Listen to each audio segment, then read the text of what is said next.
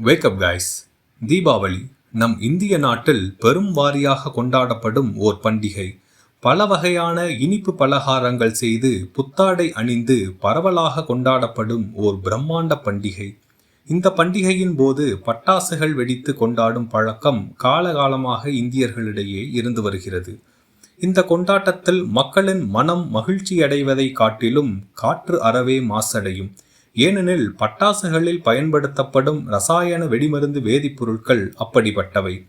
ஆக இதற்கு மாற்று பட்டாசுகளாக சராசரி வெடிகளிலிருந்து 30% மாசை கட்டுப்படுத்தும் விதமாக CSIR நீரி என்று கருதப்படும் நேஷனல் என்வைரான்மெண்டல் இன்ஜினியரிங் ரிசர்ச் இன்ஸ்டிடியூட் ஆனது கிரீன் ஃபயர் கிராக்கர்ஸ் எனப்படும் பசுமை பட்டாசுகளை கொண்டு வந்திருக்கிறார்கள்.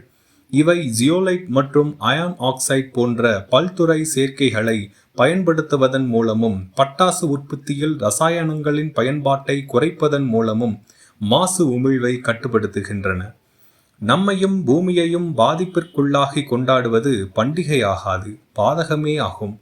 ஆக பாதுகாப்பாக கொண்டாடப்பட வேண்டிய தீபாவளியில் மகிழ்ச்சி பொங்கட்டும், மாசு மங்கட்டும்.